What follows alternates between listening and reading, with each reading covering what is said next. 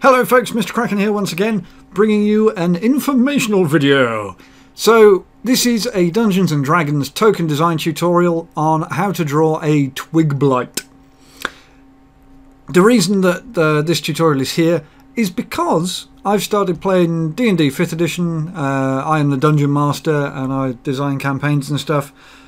And this token was missing from Roll20.net's virtual tabletop system. A great little tool for playing D&D and many other sort of virtual tabletop stuff online with anybody from all over the globe, or your friends who live in the next town over, but for game night you can't all get together at the same time in the same building.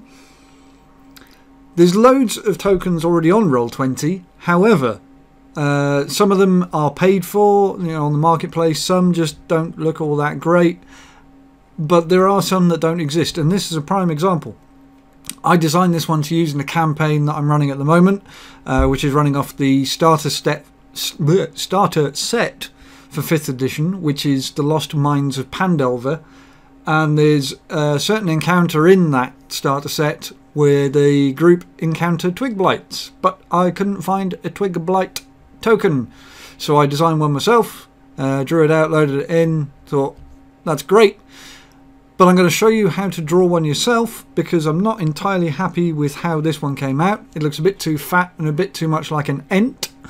So hopefully I can still use it at some point. So without further ado, we're going to go to the program and the hardware being used.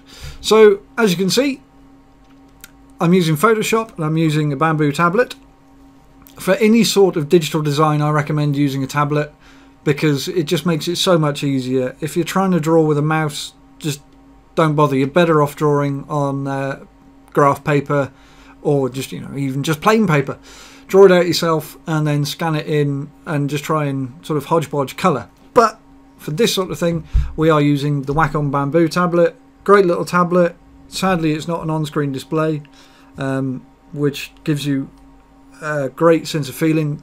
Tablets take some getting used to with the hand-eye coordination stuff, but once you get the hang of it, after a while, you're spot on. As you can see, I'm also using Photoshop.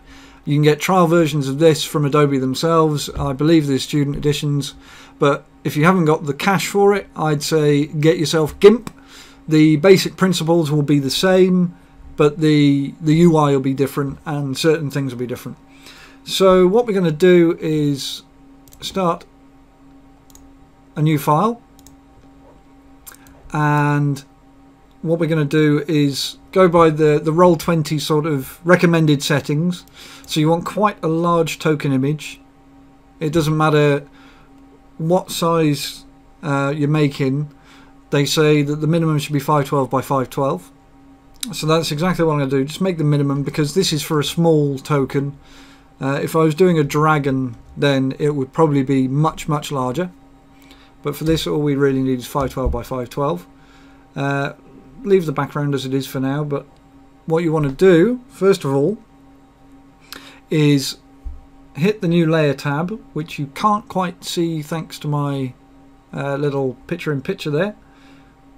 But we'll start a new layer, and we'll call it base. Now, what you're going to do here is just build up a solid colour for your main outline, and then you can draw on top of that on a different layer and piece it all together. But you need some inspiration / reference points first of all, and this is where the joy of Google comes in. So we're going to switch over to Google just briefly, and here you can see I've already searched for Twig Blight on Google image search. This is the sort of official drawing of the Twig Blight from the monster manual. Looks a bit cartoony, but you've got the basic sort of image there of what you need. However, this guy here is more the sort of feeling that I want to go for. Not necessarily crouched down, but it looks a bit more aggressive and a bit more monster-like, whereas the official one looks a bit like a scarecrow to me. So that's what we're going to use, this sort of image of the Twig Blight. So we're going to hop back to Photoshop. And if you want to keep your reference open, if you've got two monitors, that's the best way. It gives you a sort of rough idea of where you're going and what you're doing, but this is actually one of the simplest tokens you can draw. So I'm going to go to the brush and change my brush to... this will be totally different to yours, I imagine, because I've got loads of custom brushes loaded in here. But I'm going to do with a 12-point hard brush, and just see the size of that. You can use the square brackets to increase and decrease your brush size. So that's a great little top tip. And we want our base color, which is going to be a dark brown. So if we go to here, we'll go with a sort of reddish burnished brown. We'll go with there. That looks about right to me for a good base. What you're also going to want to see is, I mean, what we've got here is not really going to work. It's great for doing concept work and stuff like that, but we don't want that. So we're going to turn off this little thingy up here, which is the opacity blend, judging by the pressure, and we want to switch it to using pressure for size, which is this far icon over here. Make sure that's hit, and zoom in a little bit so it fills the screen. And where do we go from here? Well, we start drawing out our main sort of template.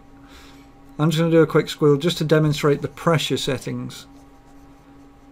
So you can do your squiggles, and if you start going lighter and lighter, you get nice little wiggles. And that's the benefit of having a tablet. You can use the pen pressure. So we're going to start with just doing nice little twigs coming out, and do the branches. You don't want to do too much detail in these large sort of images, because eventually you're going to end up scaling it right down and it won't be noticed. So this is the best way to start, with the dark fill. And I've already sort of naffed that up, but we can salvage it. We can salvage. You might need to fiddle around with your sensitivity settings on your tablet, and it looks like I may have fiddled around with mine for another project that I'm working on, just to make it a bit easier on yourself. So this is already, I can see in my sort of mind's eye that I'm already happier with how this is shaping up, just by doing two little branches, well, three little branches should I say. And I can already see that I'm going to be happier with this than I was with the other one. Now we're going to round it off just a little bit so it looks like he's got a little face. Don't forget that you're drawing this from the bird's eye view perspective. Now it might look like we're drawing this coming out, so you know, sort of up would be this way, but we're really not, because we're using this as the base. We'll draw over the top of it and shade it afterwards and highlight and things like that. So then a good thing to remember when you're drawing tokens is that you've still got to give a sort of sense of size and proportions and silhouette to your monsters, and you know, to your normal characters that you draw as well. So you've got to think of their pose. And this guy I'm going to do pretty much in the same pose as the reference image that we saw and I liked on Google Images. So you're going to have the arms outstretched. I'm going to give him a little twiggy thumb. There's some little twigs coming off of him. Some little spurs. And nice woody claws coming out. I like creatures of the forest myself, and woodland based monsters, because your party never know if they're going through a wood. They just simply don't know if they're going to be jumped on by things like twig blights. You like to keep them on their toes. If you're an aspiring DM, then I'm going to be doing some DM tips soon. And you can send in your questions. You can leave them on this video if you want. And I'll do my best to answer them, possibly with a video, or I might just reply on the video thread itself. But I'm going to try and do as many videos as I can on this subject, because, you know, I've always enjoyed D&D, drawing things for D&D, and well, doing informational videos. As you know, the informational video I did for my Altis Life editing was very well received and one of the most popular videos on my channel, so I thought, well, why not? You know, there's always things that I'm searching for on the internet, on new ways of doing stuff or things to do, so I thought I'd do it myself. So we're going to do little spurs coming off of this arm as well. This I'm already much happy with. I know the arms look a bit long, but hell, it's branches. It will all shape up. Now for the feet and the legs, I generally put a new layer in. So as you can see over the side here, now highlighted, I'm going to change it to feet. Because of the perspective you're working from, you want to sort of keep them separate so you can move them around a bit. If I drew everything all in one and I wasn't happy with it, then there's a high likelihood that it'll cock up and I'll have to start again. And I really don't like doing that when I'm happy with something and I just cock the tiniest little thing up. It's very annoying. Now we could leave it like this, but he looks kind of static. Alright, he's got his arms out, but he still looks kind of static. So what we're going to do is continue out. In fact, we're going to make this a slightly darker shade of this brown. Because it's lower down, we can, when we're doing the highlighting later, we can make them sort of blend for the bits that are sticking out. But just sort of to show you that it's coming from a different layer and it's underneath, we'll do this way. So we've got his leg coming out and we want the knee about there, but this is where things start to really emphasize on silhouette, because we want to see his feet, which will look the same as the arms, and you want to be careful not to form tangents, because then it will break the silhouette. And with how I've done this, it looks like I'm going to quickly come across some tangents. So I'm going to do a quick little scribble out. We'll keep his feet smaller. Drop my brush size just so I can get some better control over the waviness that's coming from it. If you're new to using a tablet and the hand-eye coordination isn't quite there, don't panic. It'll come with time. It really will. I mean, not all the time is mine very good when it comes to tablet. I've just got used to it. And my little 2-year-old currently seems to be very good at the hand-eye coordination when it comes to tablet. She grasps the fact that things happen here and things then happen on the screen. The mind of a child. So I'm quite happy with that foot position, but this again, benefit of putting it on another layer.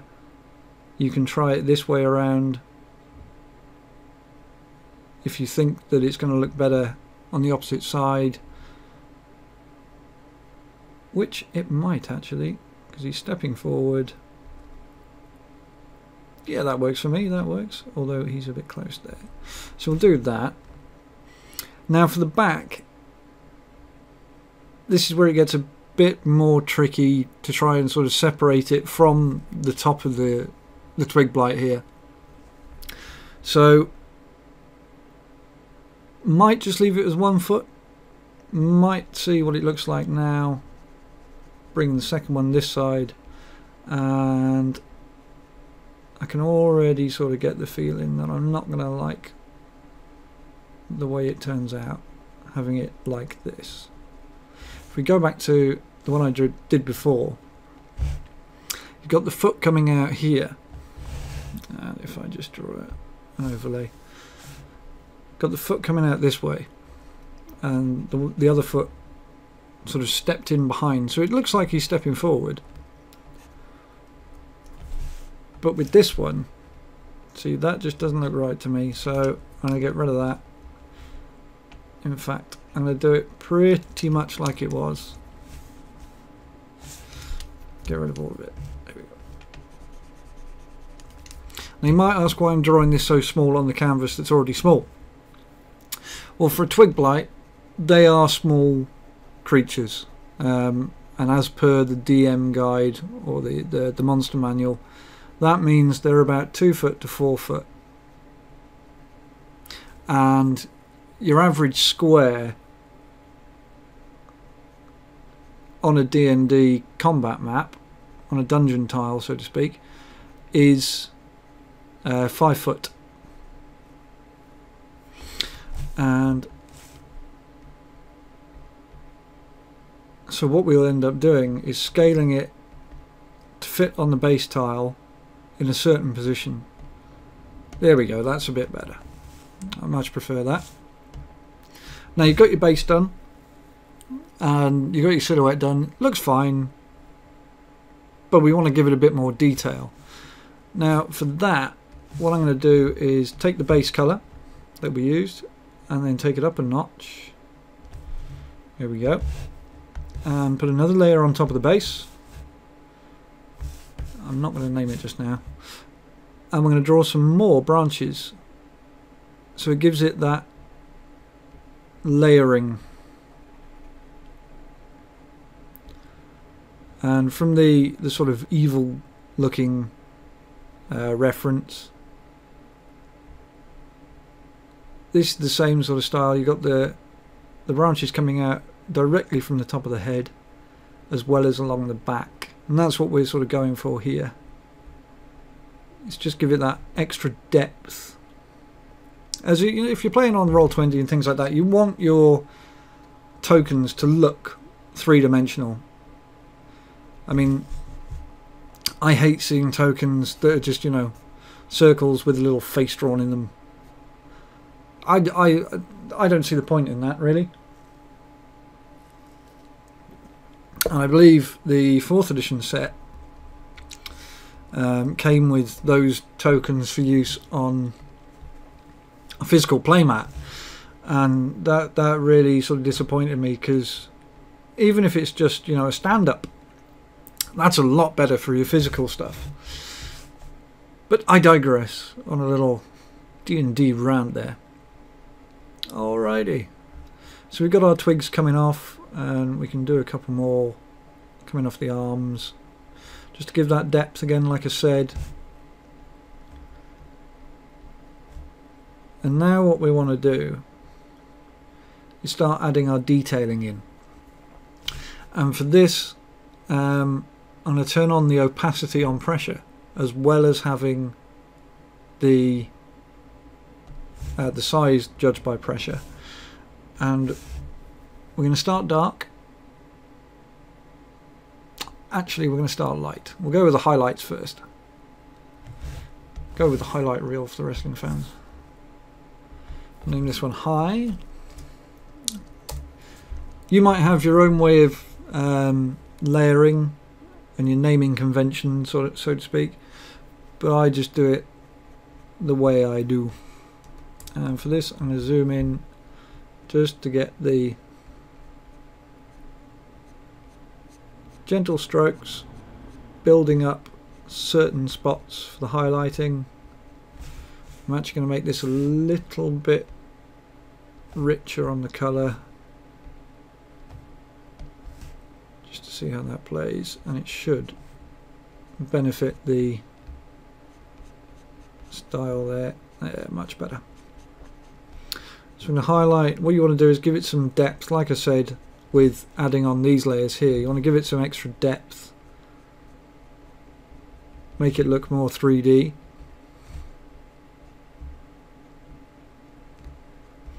And I've already got a feeling that I've done this far too small, but you know, up to you whether you follow my cock up. Everyone makes mistakes, even when doing tutorials. But as you can see here, I'm just adding in little details and twists, so it looks kind of like a twisting vine. As soon as we add the shadows in, it'll look much better. We'll go down to the feet. At this point, it's pretty free roaming where you go with it when you do the highlighting and shading. It's how you want it to look, and that's what you should bear in mind for any sort of token design that you do, is how do you want it to look. And if you're DMing as well,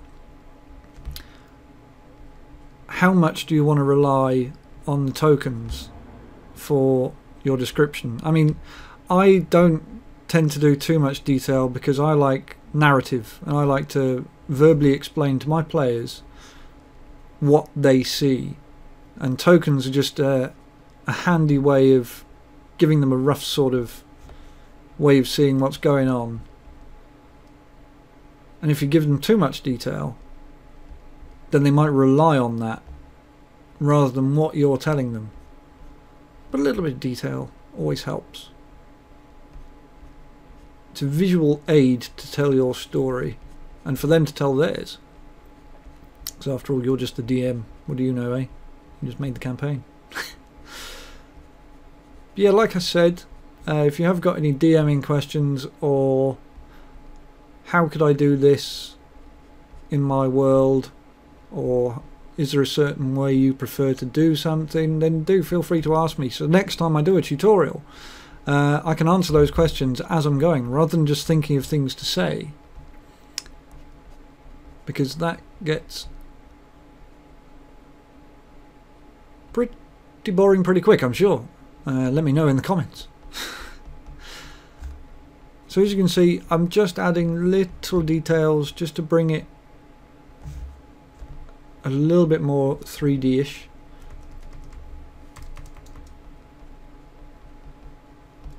Make it pop a little more. Now another thing with Roll20 is, we'll get to it and add it ourselves soon. It's always a good idea to add a shadow around your token or under your token, so that it stands out a bit from the dungeon tiles.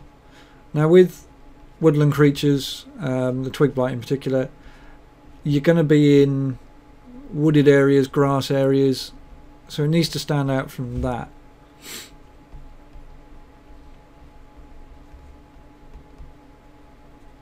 And we will add that shortly, once we've fleshed out the actual details. So we'll go add the feet. I know I started, but I go off on tangents and I forget. Just add a bit of highlighting to what is technically the face. I'm not going to add a face in because it's such a small token when it's on the battle map.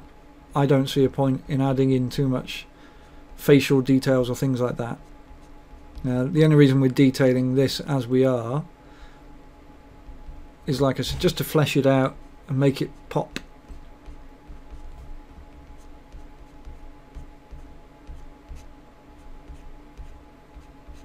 So change up your strokes, see how it looks. If you don't like it, just hit Control Z or Control Alt Z if you've done a couple and then you don't like it, which are shortcuts in Photoshop. We're going to just finish the highlighting here on this hand, and then we should be good to go to adding the shadows, which is again just adding depth. That's all we're doing. But please do, if you do like this tutorial and you want to see more, whether you want to see me designing dungeons and answering questions, whether or not it's a tutorial or not will all depend on the timescale.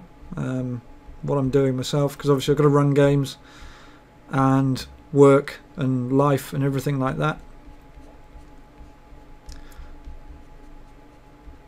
But along with that, if you are a DM and you are married or whatever, you've got kids, get them playing, get them designing tokens. It's fun for all the family. Alright, maybe not get the wife designing tokens, but unless she's a dab hand at art, in which case, rock on. So we zoom out, see how that's looking. As you can see on this arm, I've done the other arm slightly different, but on this arm here it looks much more like the entwined vines and stuff with the way we've done it.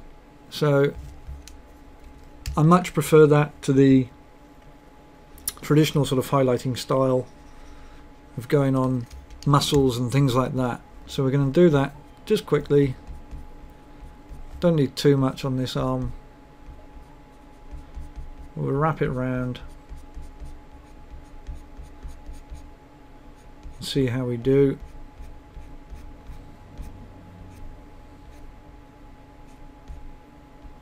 There we go.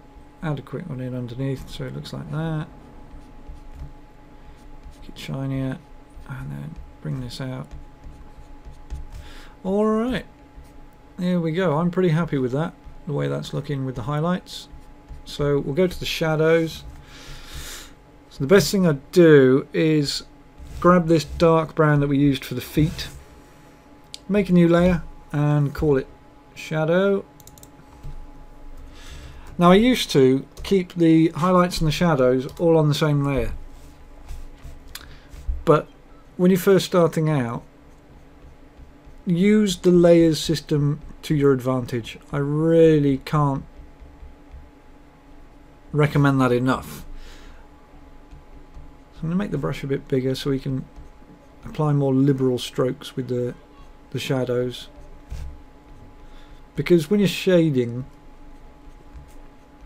there's more dark spots than there are highlight spots, so you can bring the brush size up a bit more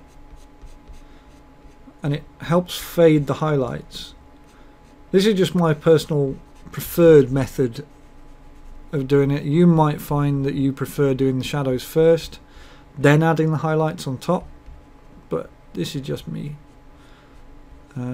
Just think of how the light is hitting with the virtual tabletop. I always like to think of it as the light is coming from this direction, because it just makes it easier and gives you a consistency when you're designing tokens and dungeon maps and things like that. I always think of north as up, and that's where the sun's always coming from. That's the way the dungeons are always designed and facing, things like that. So I'm already much happier with the way this guy is shaped up. As we develop it a bit more, I can see that it's just more of a Twig Blight than an Ent, and makes me happier to use it in my campaigns. And hopefully yours is looking somewhat the same. If it's not, don't worry, it's your Twig Blight, it's your token design. If it's looking nothing the same, if it's looking like an apple, then you've gone wrong somewhere. You haven't really been paying attention. You got distracted by other YouTube videos. And if you did, thank you for coming back and, you know, sort of still trying to keep along. But if it looks like an apple, you might want to go back to the start. Just saying. Alright, so zoom out again. That looks much better than it did when it was this guy. I'm much happier with the highlighting and the way I've done it and the way I've twisted the arms. So that is going to be my Twig Blight for sure. Just a little bit more detail, just tiny little things. I'm going to add a new layer, but I'm going to do all the highlighting and stuff on the same layer, just because there's no need really to separate it. It's just leaves. That's all I'm adding on now is leaves. So I'm going to start with the base. I turned off the opacity on layer on pressure, but I'm keeping the size on pressure so I can build up my leaves. And just going to add them, dot them in random places just to give it a bit of difference. Now you might ask, are you putting this on the Roll20 marketplace or on the free library or anywhere on the web? And I did consider this when I thought, you know what, I'm going to make a little tutorial video on how to do this, and then I decided against it, because so many tutorials. I remember years ago when I used to write tutorials just for general Photoshop stuff, that I just see the same thing over and over again. Like if you give a PSD away, then you'll just see that same template over and over again with hastily added extras to make it look like it's not the one that you uploaded, when in actual fact it really is, and it looks terrible with the additions. So again, a bit of a tangent, but this is why I don't provide the finished file. This is about teaching you or helping you in making your own. I'd love to see the ones that are made and how you did it and what you took from this tutorial and introduced into your game, whether your players liked your design, and I'm sure they will. I know my guys are happy with the way that I've done mine. There are a few that were missing from the starter set on Roll20, so there we go. That is my finished Twig Blight.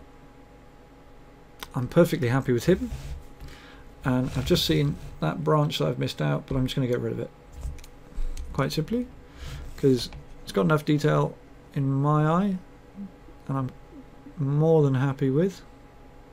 So I'm just going to get rid of that and trim this down a bit, because this was the branch that I wasn't happy with in the first place, because we kind of screwed it up. That's in the shadow layer. That'll be why. There we go. One Twig Blight. Now, to add a shadow, you could merge it all together. You could convert to Smart Object so it's all in one, and it'll scale down. It won't scale up nicely because it's a raster image, don't forget. So if you try and scale it up, it will distort, even as a vector Smart Object. There you go, it's all blurry and horrible. But you can scale it down and it will retain its base properties. But for adding a shadow, you could simply double click on the layer and it'll bring up the layer styles. You could do that if you wanted.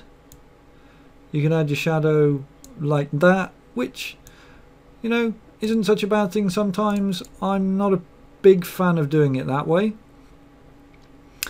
One thing this does do is brings up areas that you might have accidentally painted on. So if I chuck the spread right up, you can see the feet area. In fact, I'm going to edit it while it's doing that.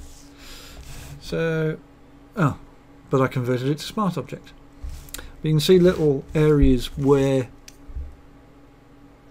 you've painted, possibly on the highlights layer or the shadows layer, but those are my little things.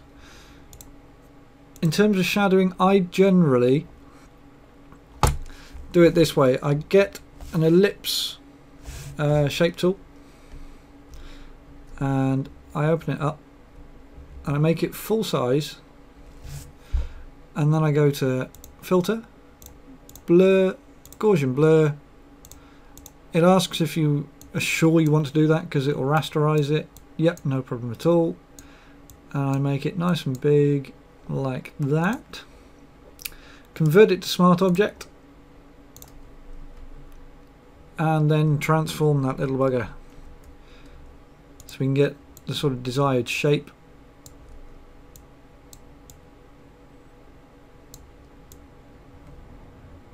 That's how I prefer to do my shadows. You might not like to do that. You might like to do, as I previously mentioned, just adding the layer style. But I like to draw mine in, so I get my base. Apologies if that burst your eardrums. I like to get my base, get a nice soft brush, and then draw it in myself, as well as that circle that we added and transformed. So it's only really the base that has the shadow, and possibly the arms, and a little bit around. And there we go. That is one finished Twig Blight.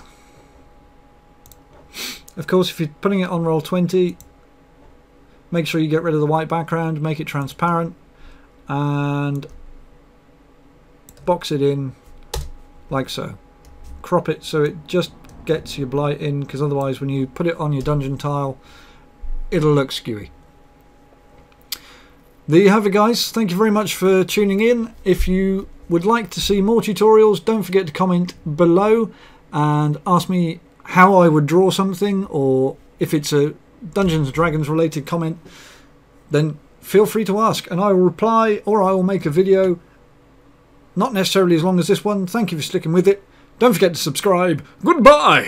This is you, random YouTube viewer. This is me, random YouTube gaming cephalopod with a penchant for quintessentially British nonsensical sentences. And these are my friends who watch me playing games on YouTube while stringing together quintessentially British nonsensical sentences. As illustrated by the lonely black box below, there is an empty space for more friends to join the party.